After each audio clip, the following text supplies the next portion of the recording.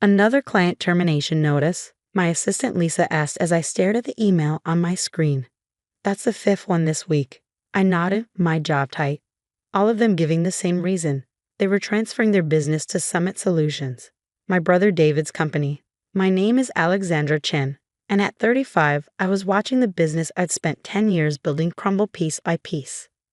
Not because of market forces or bad decisions, but because my own brother had orchestrated its destruction. Have you heard from the Torres account? I asked Lisa, though I already knew the answer. They'd been our biggest client, worth nearly $2 million in annual contracts. She shook her head. David has a meeting with them this afternoon. Of course he did. David had been systematically targeting my top clients for months, using inside information he gathered during our years working together, before he'd left to start his own company, before he decided that destroying mine was his path to success. My phone buzzed. Speak of the devil. Hello, David, I said, keeping my voice neutral. Hey, sis, he said, his tone dripping with fake concern. Just wanted to give you a heads up. Torres signed with us this morning. Thought you should hear it from me. I closed my eyes, gripping the phone tighter. How generous of you. Look, Alex, this is just business. You know how it goes. The strong survive, the weak. He paused for effect. Well, they should probably start looking for new opportunities. Is that what Mom would say? I asked quietly. Is this how she raised us to treat family? His laugh was sharp. Don't bring Mom into this. She's been gone for 5 years. This is about business, not family. And frankly, you're not cut out for it. Never were. I thought about the flash drive in my desk drawer, the one containing information that could change everything. Maybe you're right, I said softly. Maybe I'm not cut out for this after all. Finally admitting it, he sounded smug. Tell you what, I'll buy your client list for 10 cents on the dollar. It's more than fair considering most of them are jumping ship anyway. I glanced at Lisa, who was watching me with concern. She knew what was in that flash drive too. Knew what David didn't. I'll think about it, I replied. Was there anything else? Yeah, actually, Mom's house. I think it's time we sold it. No point holding onto it when your company can't even afford the property taxes anymore. The house. Our childhood home, where Mom had raised us after Dad died. Where she taught us about business, ethics, the importance of family. David knew how much it meant to me. I understand, I said, my voice steady despite the anger burning in my chest. Send me the paperwork and I'll review it. After hanging up, I pulled out the flash drive and connected it to my laptop. The files inside were exactly as I remembered.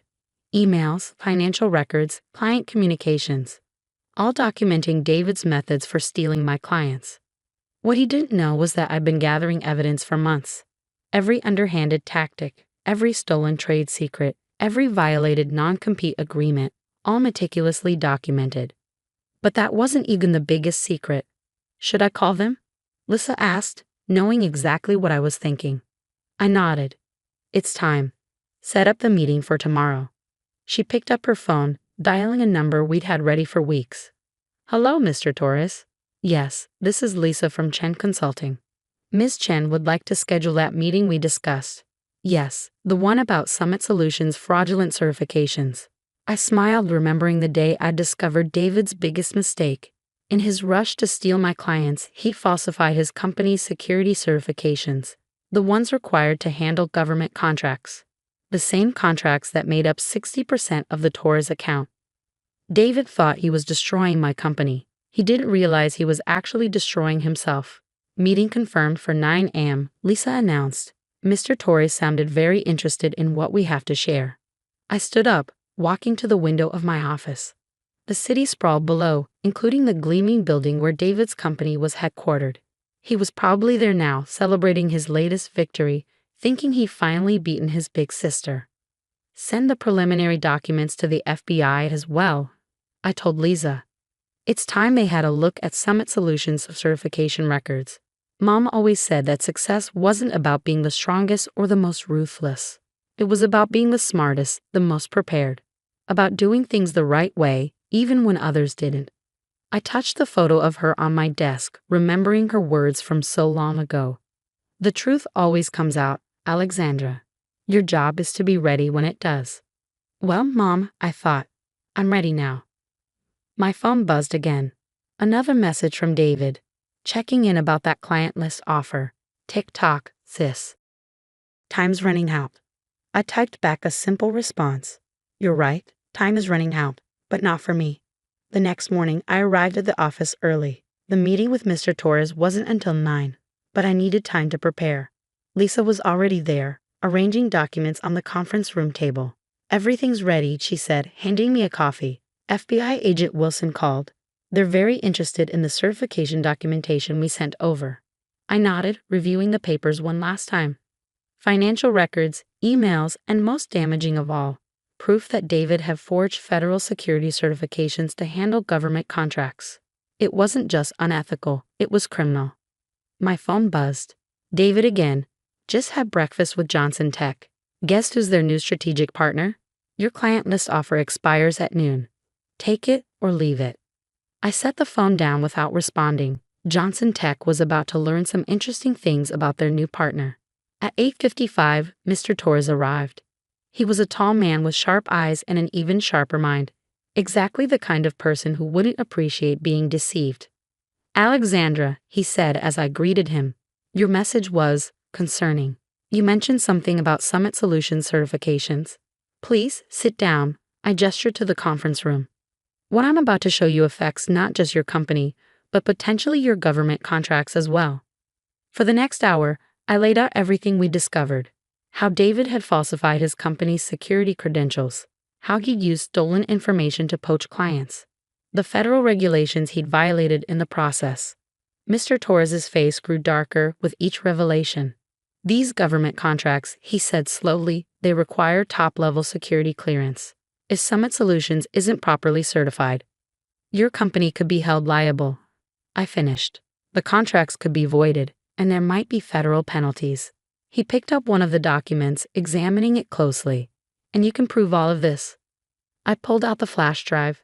Every email, every falsified document, every violation. It's all here. The FBI already has copies. His hand tightened around the paper. That son of a... He assured us everything was in order. We have millions riding on these contracts. I know, I said softly. That's why I called this meeting. You needed to know the truth before it was too late. Just then, my phone buzzed again. David was calling. I let it go to voicemail. What happens now? Mr. Torres asked, his voice tight with controlled anger. That depends on you, I replied. Chen Consulting still has all the proper certifications. We can handle the transition back, minimize any disruption to your operations. He nodded slowly. And Summit Solutions? The FBI will handle that part. I expect they'll be paying my brother a visit very soon. As if on cue, Lisa knocked and entered the conference room. Sorry to interrupt, but you'll want to see this. She turned on the TV mounted on the wall. The news headline made my breath catch. FBI raids local tech company over fraudulent government certifications. The camera showed agents entering Summit Solutions building, boxes of documents in their hands. And there was David being escorted out, his face a mask of shock and confusion. My phone started ringing again, this time from an unknown number. Probably David using someone else's phone since I wasn't answering his calls. Mr. Torres watched the news footage, his expression grim. I need to make some calls, he said, standing up. And then we should discuss moving our contracts back to Chen Consulting. Immediately. After he left, Lisa turned to me. David's been calling the office nonstop. Should I keep blocking him? I thought about it for a moment. No, I said finally. The next time he calls, put him through. I didn't have to wait long. Within minutes, my phone buzzed again. What did you do? David's voice was ragged, panicked. The FBI. They're saying something about fraudulent certifications.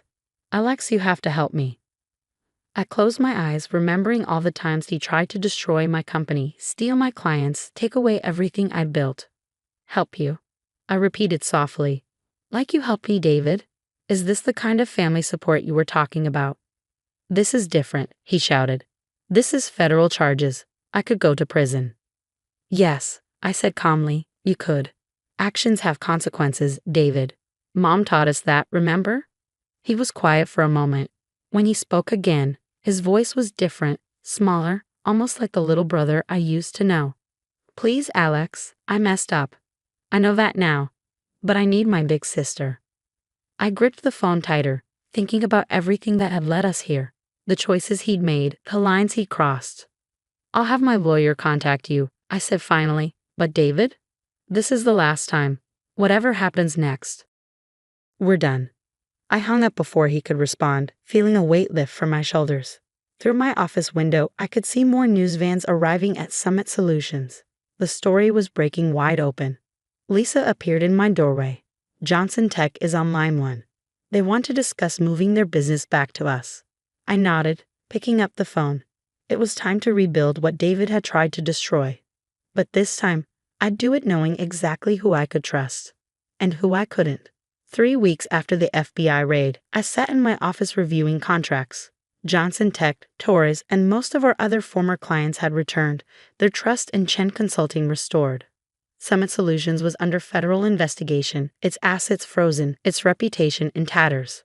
"Your brother's lawyer is here," Lisa announced, standing in my doorway. "He's requesting a meeting." I glanced at the clock. Right on time. Sent him in. Richard Bennett, one of the city's top criminal defense attorneys, entered my office carrying a thick folder. His expression was grim. "Ms. Chen," he began, taking a seat. "I'll be direct. The evidence against your brother is overwhelming. He's looking at serious federal charges: fraud, falsifying documents, violating government contracts. The prosecutors are talking about 15 to 20 years. I kept my face neutral. "And why are you telling me this?" He leaned forward. "Because you're the key witness. Your testimony, your evidence, it's the cornerstone of their case. But you're also his sister. We're hoping you might consider not cooperating." "Not cooperating?" I repeated slowly. "You mean lie to federal investigators? Withhold evidence? Think about your family," he pressed. "Your mother." "Don't." My voice was sharp. "Don't you dare bring my mother into this.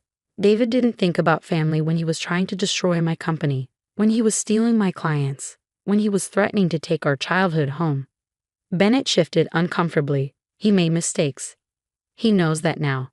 He's prepared to make full restitution to your company." "With what money?" I cut in.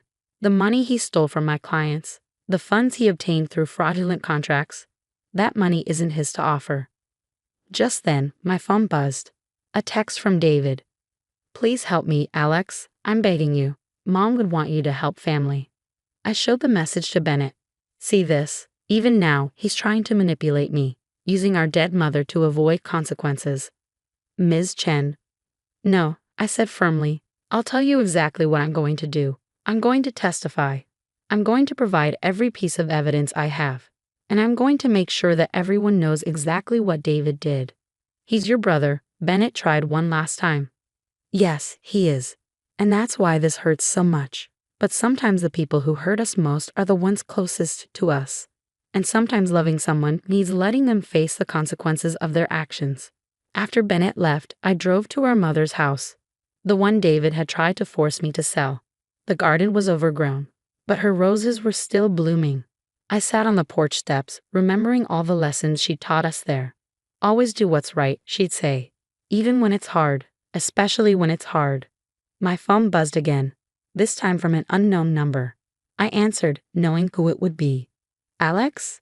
David's voice was small, broken. "They're saying I'll have to plead guilty, that fighting the charges will only make it worse." "Then plead guilty," I said quietly. "Take responsibility for once in your life." "How can you do this to me?" His voice cracked. "I'm your brother." "Yes, you are. And I'm your sister. The one you tried to destroy, remember? The one whose company you sabotaged, whose clients you stole." He was quiet for a moment. "I never thought. I didn't mean for it to go this far. But it did go this far, David. You crossed lines that can't be uncrossed. And now you have to face the consequences." After hanging up, I walked through Mom's garden, touching the roses she loved so much. Tomorrow, I would meet with federal prosecutors. I would tell them everything. Not out of revenge, but because it was right. 6 months later, I sat in a courtroom as David pleaded guilty. The judge sentenced him to 12 years with possibility of parole.